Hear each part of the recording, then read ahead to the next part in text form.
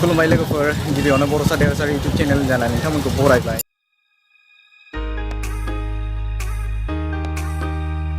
आंनि मुङा राकेश रामसियारि नैबे समाव जोङो धुबुरी जिल्लानि गौरीपुराव दङ नोंथांमोननि सिगाङाव रुपसि एयारपर्ट बे एयारपर्टखौ बेबायदिनो बे ब्लग्स भिडिअसनि गेजेरजों नोंथांमोननि सिगाङाव दिन्थिगोन स' लोगोफोर बै समसिम आं नोंथांनि थाखाय गुरै खावलायनाय जाबाय स' लोगोफोर जोंनि जार्निया स्टार्टिं जाबाय नैबे समाव जोङो आंना बुङो बेखौ फिलफिला बे फिलफिलायाव जों गाखोदों नोंथांमोना नुनो मोनदों लोगोसे दंफायो मनेन्द्र बयलारि वाइड एंगेल नोंथाङा बिगोमा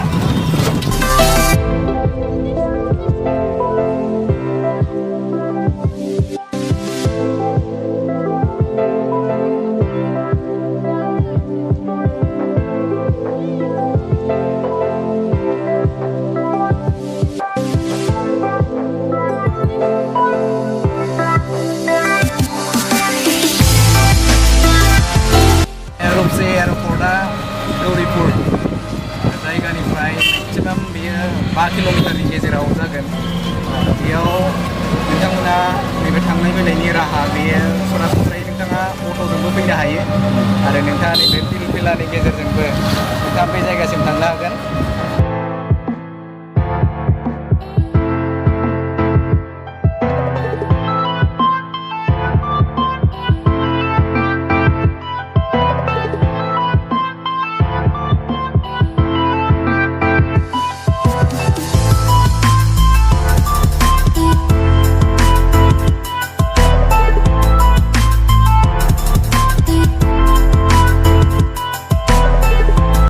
नोंथांमोन नैबे समाव जों रुपसि एयारपर्ट बे रुपसि एयारपर्टआव दङ बे रुपसि एयारपर्टनि नैबे समाव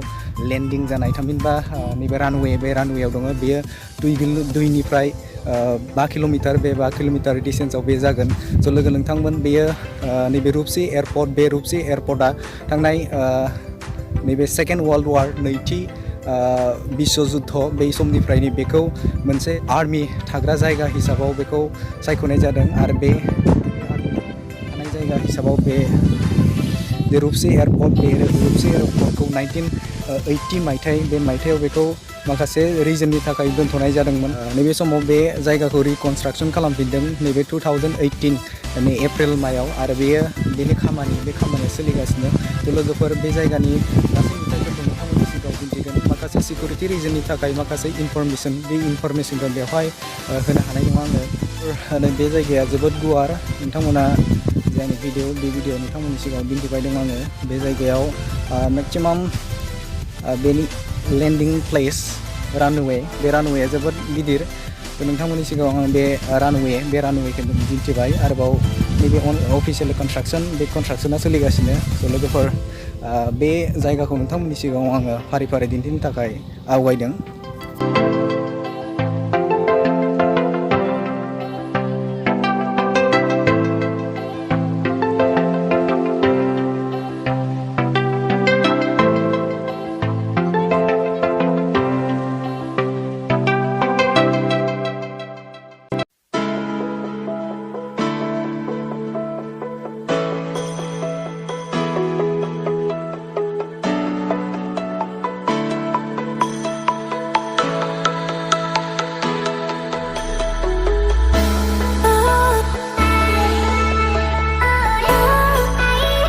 रुपसि एयारपर्ट बे एयारपर्टनि जे रानवे जायगा बेखौ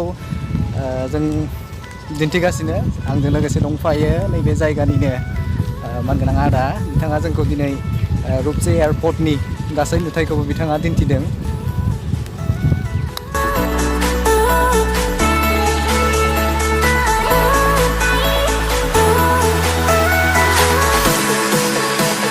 दानिया जों रानवेनिफ्राय फैनानै नैबे समाव जों टिकेट काउन्टार बे जायगायाव जों हाबफैदों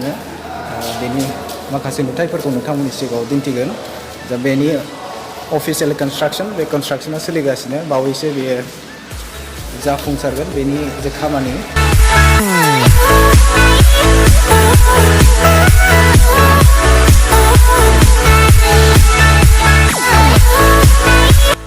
केमेरानि उनाव नुनो मोन्दों नैबे जायगायाव नैबे लागेज थामहिनबा नैबे थफ्ला बेग बे बेगखौ बै जायगानिफ्राय स्टार्टिं खालामनानै ओरैहाय फैनानै जों लांगोन बेनि खामानिया लगभग जाबायानो आरो नैबे बेनि जे कन्स्ट्राक्शन बे कन्स्ट्राक्शना लगभग जाबाय बेवहाय आर्टिफिशियेल थामहिनबा गोबां नैबे टेक्निकल लाइनजों बेखौ बानायनाय जादों नोंथांमोननि सिगाङाव बे नुथायफोरखौ आं दिन्थिबाय।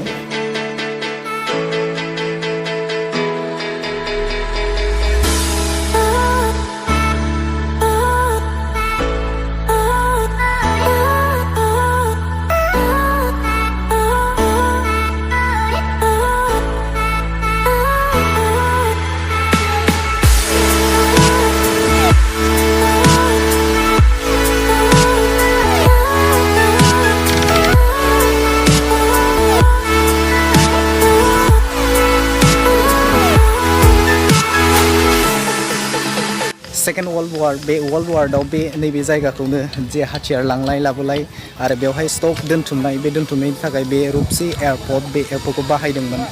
बेनि उनाव फैयै नैबे 1980 बे 80आव बेखौ माखासे इउजेस गैयिनि थाखाय बेखौ दोनथ'नाय जादोंमोन आरो बेनि उनाव 2018 बे 2018आव बेखौ रिकनस्ट्राक्शन खालामदों आरो बेनि लगभग बे खामानिया 90%सो जाबाय। बेनि उनाव नैबे 2019 नि लास्ट मान्थआव बेखौ अफिसियेलि बेखौ अपेन खालामगोन।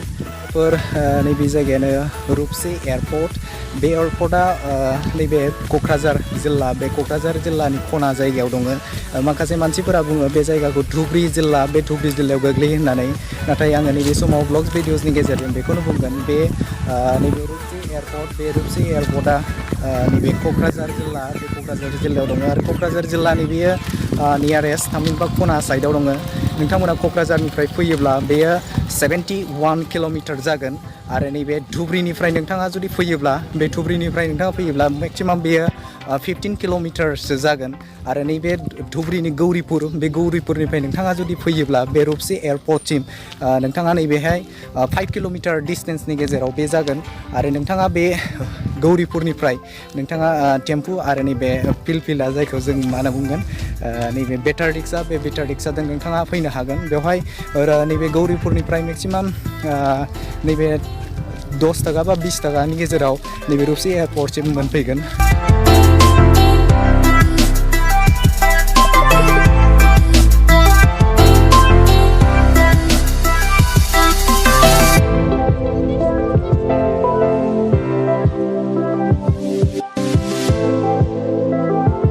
सिकिउरिटि रिजननि थाखाय नैबेनिफ्राय बे जायगायाव हाबनो होआखै मानोना अफिसियेलि माखासे खामानि कन्स्ट्राक्शना सोलिगासिनो बेनिखायनो अफिसियेलि बेखौ रेस्ट्रिक्ट खालामदों। मानोना बेवहाय गोबां भिजिटरफोरा फैनानै बेवहाय माखासे नैबे जायगा थामहिनबा कन्स्ट्राक्शन खामानि मावनायाव बिथांमोना डिस्टार्ब होफैयो जायनि जुनै अफिसियेलि बेखौ एनाउन्स खालामना होबाय बे जायगायाव बे हाबनायखौ रेस्ट्रिक्ट खालामदों। खाफाला मोजां बे जायगायाव थानाय आदा थामहिनबा बे जायगायावनो खामानि मावग्रा बिथाङा जोंखौ जोबोद मदद होदों आरो बिथांनि मददावनो जों रुपसी